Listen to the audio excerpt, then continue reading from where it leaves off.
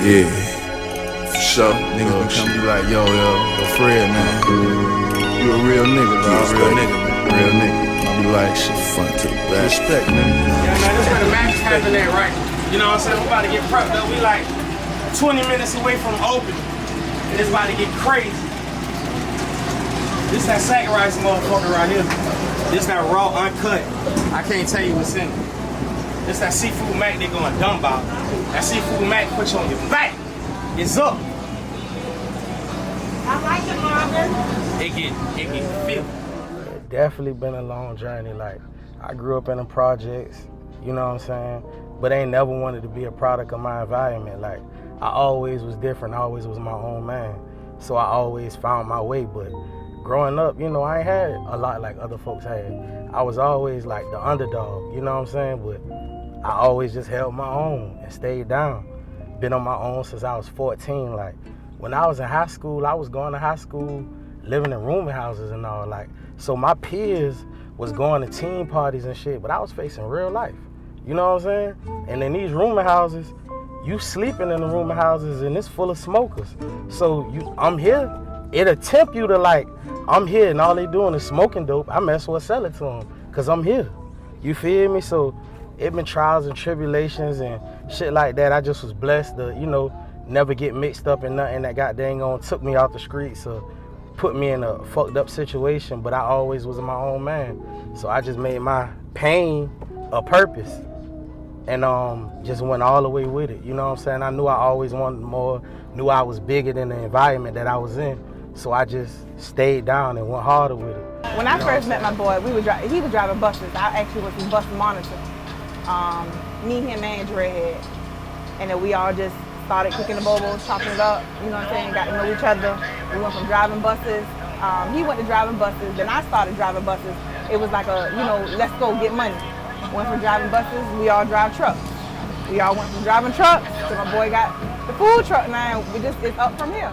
Yeah, so, you know, I'm a high school dropout, but I didn't let that, you know, put me in a situation. I got my GED, I've been to airplane school, and then I just stayed down, invested in 18-wheelers, built the empire, invested in a home health care business, got that up.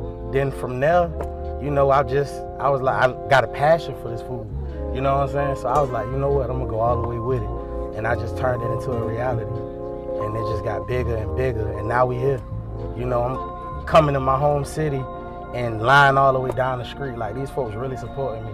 And it's major, you know what I'm saying? Because the city we come from, it be kind of hard. Like, a lot of people don't support, or it be a lot of hate and stuff like that. But man, folks really support me, and I appreciate it. So that's why I'm out here showing love and coming back, making sure everything A1 with my city. You know what I'm saying? Marvin is my son, and I would like for y'all to come down here and get some of this good food. He got some real good food, and I would like to see y'all out to support him. And I am here to support my son, Marvin. Okay, I'm Marvin Daniels Sr. Marvin Daniels is my junior. Marvin was coming up at the age of when he started learning to cook when he was like 14, sitting in the kitchen watching us cook every day. Marvin always was anxiety to try to aspire to be a better person as in trying to go by himself and getting his own business. And I'm just proud of having him as my son. And my partner in crime. Without him, boy, that boy makes shit happen, boy. That boy be by my side running my kitchen like it's easy. My name is Felicia, and I'm Marvin's sister. And I'm very proud of Marvin, and the food is very delicious. The wings are on point, and the lamb chops are to die for. You have to come and check him out. My name is Octavia. I'm Marvin's sister. And Marvin been cook. He's just doing it on a big scale now. I support him in everything he do. His food is great. And he's been doing this for a long time. He's just doing it the way he's been wanting to do it. And I support him in anything he do as his big sister. Okay, well, my name is Brika, and I'm Marvin's niece. And the food is delicious. You have to come out and try it. Say something. My name is Dante. I'm also Marvin's nephew, and the food is good. You can come and try it. It's my partner, my older cousin Poppy. What's going on? You know what I'm saying? One call away. I call these dudes, they coming. They got that hold me down. Without these boys, I don't know how I made this shit happen. They made this shit easy for me. You feel me?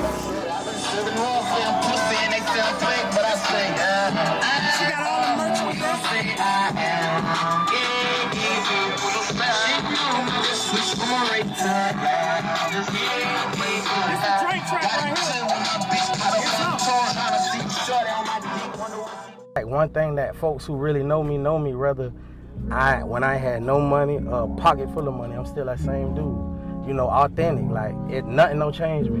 You know what I'm saying? And even when I was down, I ain't let that make me be bitter and cry about it. Like, I found a way. You know what I'm saying? Like, you can't fold. You know what I'm saying? And I always had a good head on my shoulder and was mature for my age. Like, I ain't never thought it left like, oh, I'm about to go rob this store or something like that. I knew I ain't had the family to take care of me if I was in prison. So I'm like, I can't go that route. I got to do something. I got to make it make sense. And you know what I'm saying? It's like, it's all about what you exposed to. If you're not exposed to nothing, then you don't know nothing. But it's more legit money out here than it is street money. If you know how to do it and you put yourself in the right situation. But if you only round the same shit every day, you're going to get the same results. So you got to expand. And it's like I hear that a lot with younger dudes and all, like, oh, I ain't no new niggas. I'm with my niggas every day. But if y'all in the same position y'all was 10 years ago doing the same shit, you got to let that go. It's all good, like, stand down with your partners and all that, but you got to grow at some point. You feel me? And a lot of people will be like, oh, nah, you changed. Nah, I'd be a fool not to change. You feel me? I had to get where I'm at. I had to do something. And if you ain't assisting me this way, I gotta be like, I fuck with you on the other way back around. You feel me? Because I knew what I wanted to do and I knew where I wanted to go. So I just stayed down with it. And just, now we here. We went from rags to riches, project fences to live in luxury. Now we live luxury, straight out that bottom, nobody gave nothing to me. Be careful while fucking with me. All of my little brothers body, they cutting for me. Yeah, they gon' cut you for me. Lay in the cut with them cutters and cut you for free. Say she in love with me, but say you love, I just want your company. I fall in the club for free. I give my daps and them husband the ones for me. Cause that type of shit don't phase a player. This type of shit is what make a hater when you got it out the mud, yeah. Ran it up, yeah. Really don't get no fuck, yeah. Don't get no fuck when you turn nothing to something, yeah. Really hustling, yeah. Young and getting that money, yeah.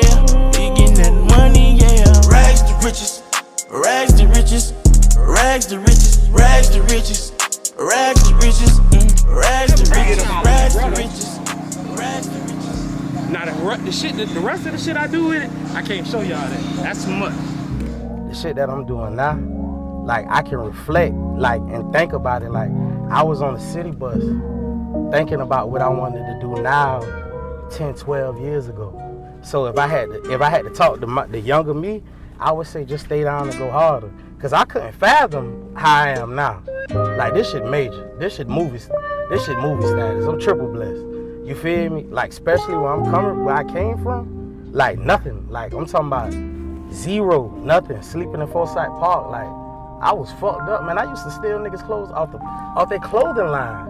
You feel me? Cause I ain't had nothing to wear. I used to go steal subs out of Kroger's to eat. You feel me? Like, I had to make a way. And it's like, shh. And that's when I was 14, 13, dibbling, dabbling in the street. So it's like, a lot of people my age, they was still staying with their mama. Them I've been facing real life.